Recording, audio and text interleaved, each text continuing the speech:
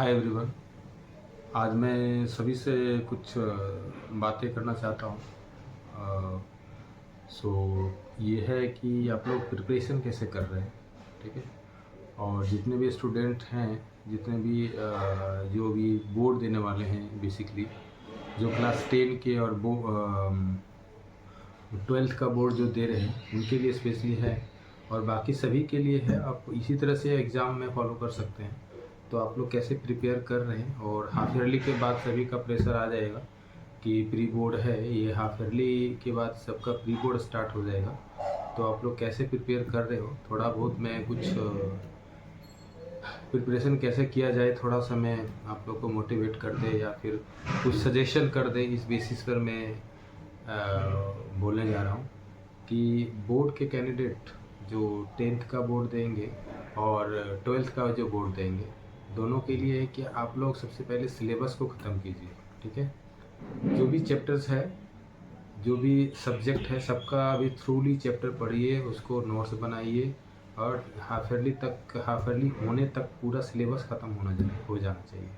और half yearly हो जाने के बाद आप लास्ट 10 ईयर का क्वेश्चन बना सकते हैं। Practice revision after half yearly exams आप रिवीजन स्टार्ट कर दीजिए, ठीक है। चैप्टर वाइज रिवीजन स्टार्ट कीजिए, और सब चैप्टर को रीडिंग करके आपका, यदि आपके पास टाइम है तो अपने तरीके से नोट्स बना सकते हैं, अपने तरीके से जो आपको अच्छा लगे।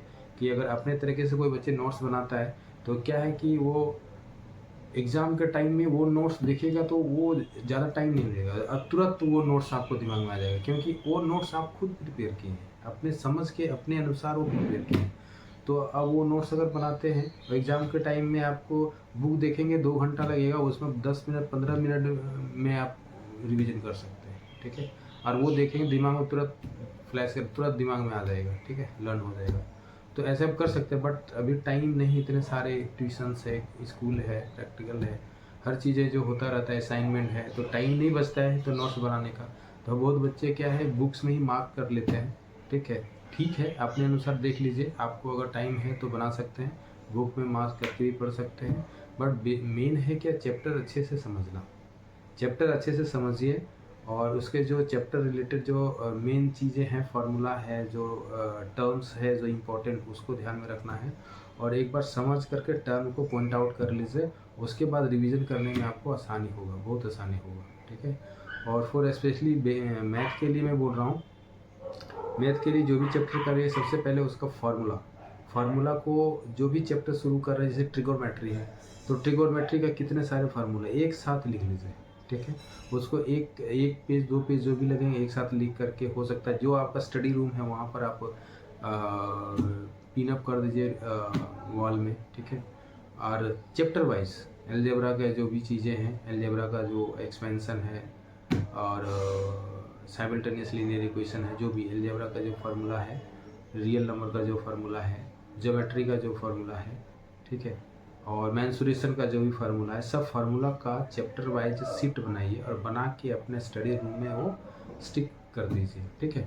और वो जब भी आप घूम रहे हैं, खा रहे हैं, जब भी तो दिमाग ध्यान पड़ रहा है तो वो रिवीजन होता रहेगा, लर्न होता रहेगा, ठीक है। तो ऐसे करके करिए, और चैप्टर अच्छे से समझ करके, और सभी चैप्टर का एग्जाम्पल बनाना बहुत ज़रूरी है। आप बच्चे ये मत समझिए कि हम एक्सरसाइज बना लेंगे तो मेरा हो गया। सब बच्चों का मेन फोकस रहता है कि एक्सरसाइज बनाना है। अरे एक्सरसाइज में क्या, एक्सरसाइज रिवीजन के लिए दिया हुआ है, लेकिन मेन चीज़ें एग्जाम्पल में रहता है।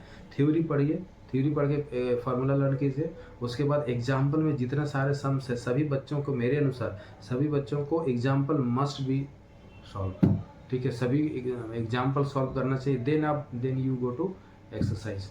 तो एक्सरसाइज जाएंगे, ऑटोमेटिकली खुद एक्सरसाइज कर पाएंगे। तो एग्जाम्पल का सम्स बहुत इंपॉर्टेंट होता है, एग्जाम्पल का सम बनाइए।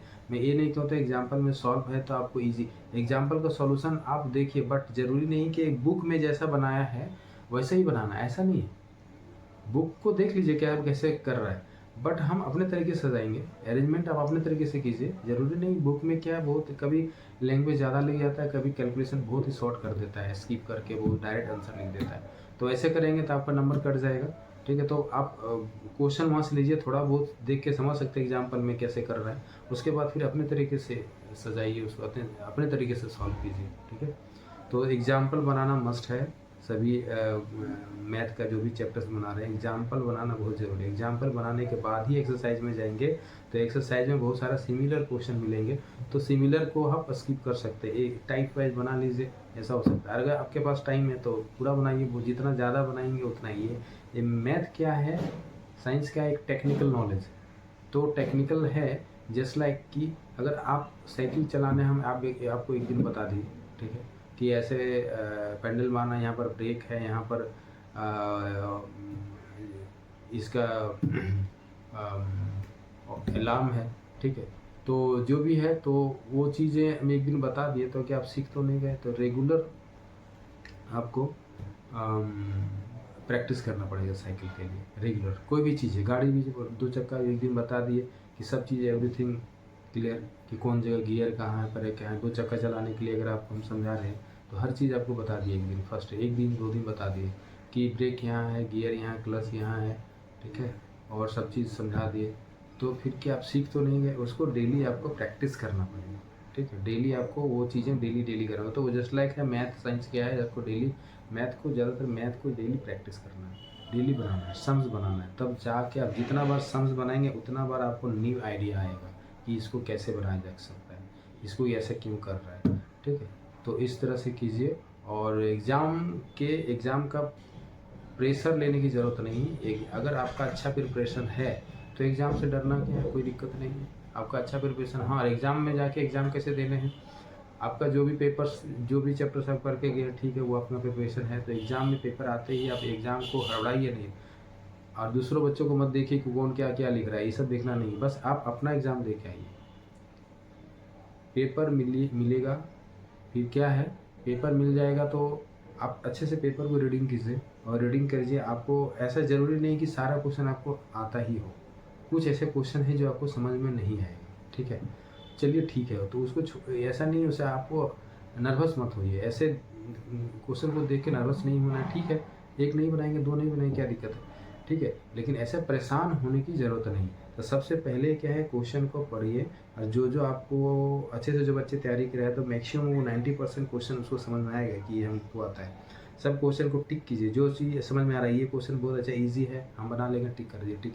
ऐसे करके पूरा क्वेश्चन विजिट कीजिए, 15 मिनट, 10 से 15 मिनट लगेंगे, रीडिंग का टाइम दिया जाता है, उस टाइम आप पूरा विजिट करके क्वेश्चन समझ लीजिए और टिक कर दीजिए। अब जो टिक मार्क क्वेश्चन है पहले उसको बनाइए, पूरा बना लीजिए, और जो चीज़ें आपको आ रहा है, तो वो आप बनाने में कितना टाइम लगेगा, 3 घंटे का पेपर है, तो आप 1 से 1.5 घंटा में पूरा बना लेंगे। मतलब जो क्वेश्चन आपको आ रहा है, अब बच गया आपको 1.5 घंटा, मान लीजिए 1 घंटा ही बचा, 2 घंटा में आपको अपना पेपर कम्प्लीट किया, तो 1 घंटा में आपके बाकी क्वेश्चन को आप ट्राई कर सकते हैं, जो चीज़ नहीं की है, क्योंकि आपके पास प्रेशर नहीं है, क्योंकि आप 80% पेपर सॉल्व कर दिए, 80%, तो बाकी जो 20% बचा है, सो जो टाइम है, 1 घंटा 1.5 घंटा जो भी टाइम है, उस टाइम में आप अच्छे से उसको ट्राई कर सकते हैं। अच्छे से ट्राई करेंगे तो वो बन भी जाएगा, ठीक है। तो 80% बस 10% उधर से आराम से 90 क्रॉस कर जाएगा, ठीक है। तो आप स्ट्रेस फ्री क्वेश्चन जब बनाते हैं तो वो बना पाएंगे, ठीक है। स्ट्रेस फ्री क्वेश्चन आराम से बनाएंगे, तो क्या 80% कंप्लीट हो जाने से आपका प्रेशर नहीं रहता है, स्ट्रेस फ्री बनाइए क्वेश्चन, वो बन जाएगा, तो आराम से 90% लाना कोई बड़ी बात नहीं है। बट एक स्ट्रैटेजिक होना चाहिए, कैसे पढ़ना है, कैसे स्टडी करना है, कैसे एग्ज़ाम देना है, एवरीथिंग प्लान होना चाहिए, ठीक है। तो यही मैं आप लोगों से शेयर करना चाहते हैं, ठीक है, शेयर करना चाह रहे थे।